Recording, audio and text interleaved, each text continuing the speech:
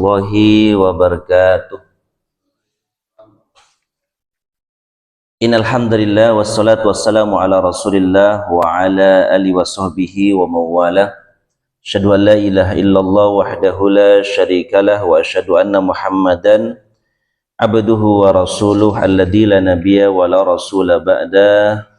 Jamaah salat subuh Masjid An-Nur yang semoga senantiasa dirahmati, diberkahi dan dicintai oleh Allah Subhanahu wa taala. Alhamdulillah kita senantiasa bersyukur kepada Allah atas segala rangkaian nikmat yang Allah berikan kepada kita, baik nikmat sehat, nikmat sempat, terlebih nikmat iman dan Islam, sehingga kita tetap bisa istiqomah melaksanakan ibadah, istiqomah melakukan ketaatan kepadanya.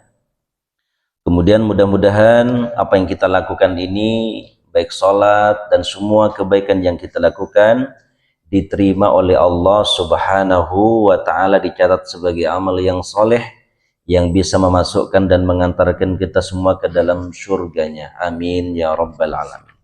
Kemudian salam salam tak lupa untuk senantiasa kita haturkan kepada junjungan kita Nabi Agung Nabi Muhammad sallallahu alaihi wasallam, kepada segenap keluarganya, para sahabatnya, dan kepada umatnya yang senantiasa istiqomah di atas ajarannya, menghidupkan sunnah-sunnahnya, dan yang senantiasa bersolawat kepadanya. Mudah-mudahan kita semua nanti termasuk ke dalam golongan umat Rasul yang mendapatkan jaminan syafaat. Dipersilakan untuk minum di telaga Rasul, dan mudah-mudahan pula tempat dan kedudukan kita di surga nanti sangat dekat dengan baginda Rasulullah sallallahu alaihi wasallam. Amin ya rabbal alamin. Baik, kita lanjutkan kembali pembacaan dari kitab Durus Yaumiyah. Sekarang kita akan membacakan bab yang ke-65 sekaligus bab yang ke-66 mengenai hewan kurban, syarat-syarat dan adab-adabnya. Setelah melaksanakan sholat Idul Adha, disunnahkan bagi kaum muslimin yang memiliki kemampuan harga agar berkorban dengan hewan sembelihan, baik unta, sapi ataupun domba. Jadi yang dikorbankan itu ada jenis hewan tertentu ya, sapi ya, unta atau domba. Karena itu sebagai wujud ketakwaan diri kita kepada Allah Subhanahu wa taala, disebutkan dalam surah Al-Hajj ayat 37, Allah SWT berfirman, a'udzubillahi minasyaitonirrajim, la yanalallaha luhumuha wala dima'uha walakin yanaluhu taqwa minkum. Daging hewan kurban dan darahnya itu sekali-kali tidak akan sampai kepada Allah, tetapi yang sampai kepadanya adalah ketakwaan kalian. Jadi yang Allah lihat dari orang berkorban itu ketakwaan hatinya. Ketika dia tunduk patuh kepada Allah dengan cara berkorban dengan hati yang ikhlas, itulah yang dinilai oleh Allah Subhanahu wa taala. Adapun cara penyembelihannya, Rasulullah telah memberikan tuntunannya. Anas radhiyallahu an berkata, dohan Nabi sallallahu alaihi wasallam bikabshain amlahain akranain dzabahuma biyadihi wa samma wa kabbara wa da'a rijlahu ala sifahihima.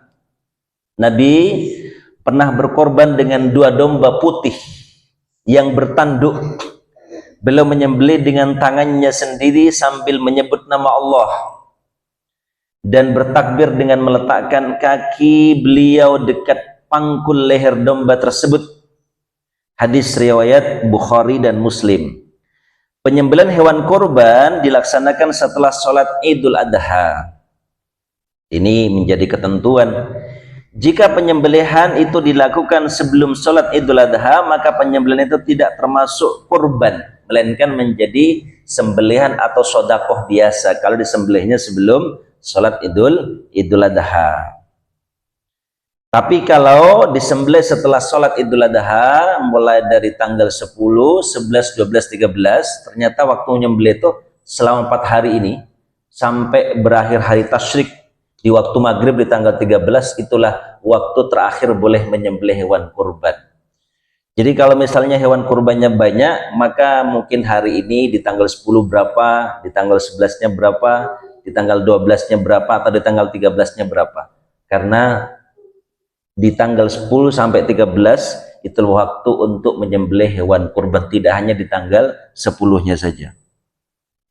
Sebagaimana diriwayatkan dari Bara' bin Azib ya, tentang pamannya yang bernama Abu Burdah radhiyallahu an. Dia Abu Burdah pernah menyembelih sebelum melaksanakan sholat Idul Adha. Maka Rasulullah bersabda, itu adalah kambing yang disembelih untuk dagingnya. Dia pamanku berkata, ya Rasulullah, aku memiliki seekor kambing muda. Beliau bersabda, sembelihlah dan ini hanya khusus kamu, bukan untuk yang lain. Kemudian beliau melanjutkan sabdanya, barang siapa berkorban sebelum sholat Idul Adha, dia hanya menyembelih untuk dirinya sendiri. Itu sebagai sembelihan biasa. Dan barang siapa menyembelih setelah sholat Idul Adha, maka sempurnalah ibadahnya dan dia telah melaksanakan sunnah kaum muslimin dengan tepat, yaitu menyembelih hewan kurban setelah Idul Adha. Hadis riwayat Bukhari Muslim.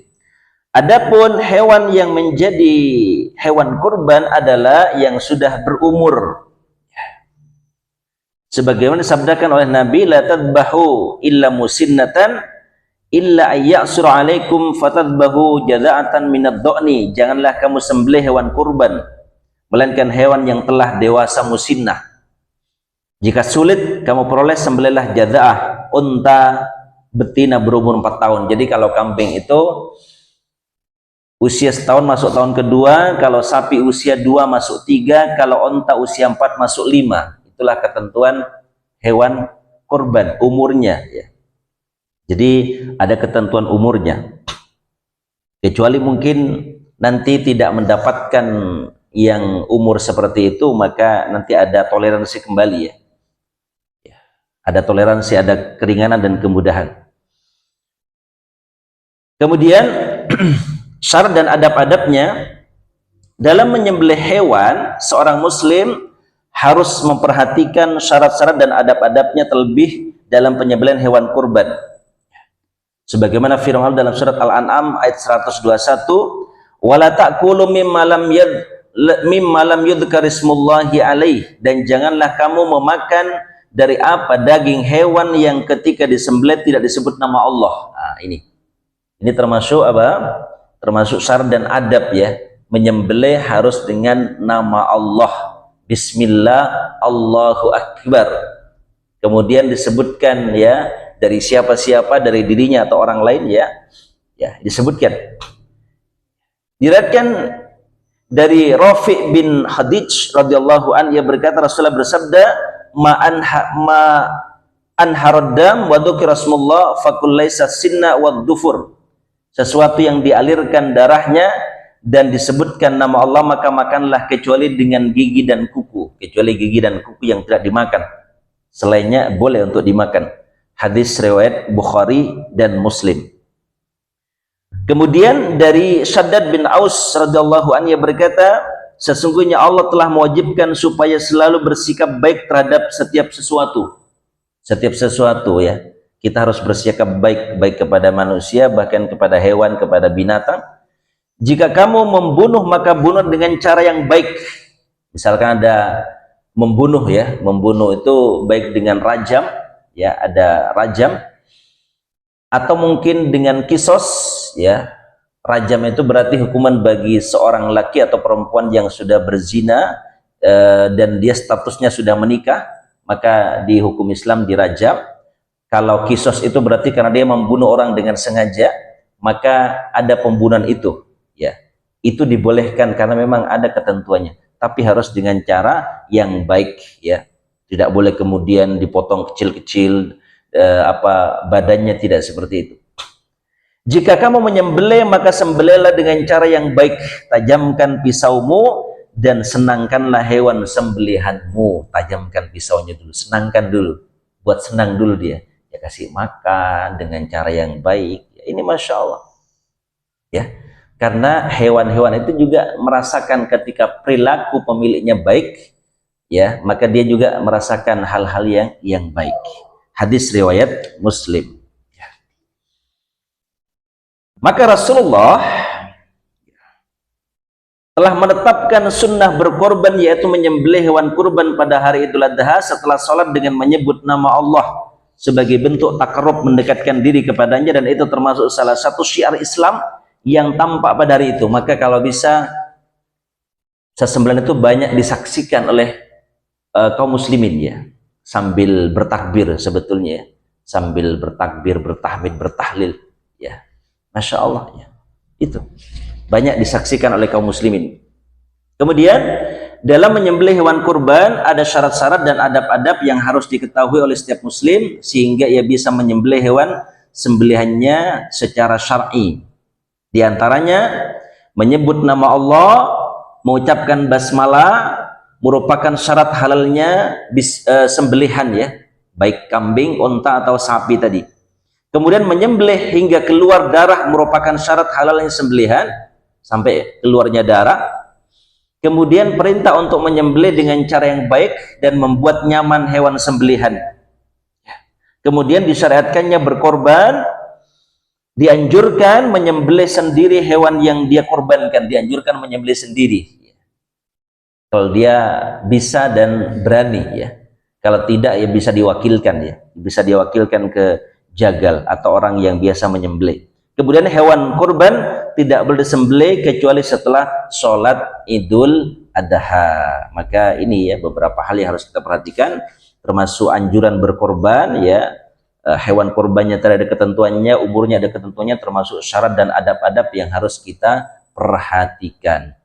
Termasuk kalau kita mau menyembelih dan di situ banyak hewan, maka ketika satu hewan disembelih, pastikan yang lain tidak melihat hewan yang sedang disembelih, dijauhkan atau ditutupi ya, karena dia juga bisa merasa ya apa yang dirasakan oleh temannya itu. Maka kita harus bisa berlaku baik kepada hewan. Demikian, semoga bermanfaat. Ini sebagai bekal kita ya untuk menyongsong hari raya Idul Kurban ya, di tanggal 10 ya sampai tanggal 13 Dzulhijjah. Mudah-mudahan bermanfaat. Barakallahu fikum. Terima kasih atas segala perhatian dan mohon maaf atas segala kehilafan. Kita akhiri subhanakallahumma bihamdika asyhadu an la ilaha illa anta astaghfiruka wa atubu ilaik. Assalamualaikum warahmatullahi wabarakatuh.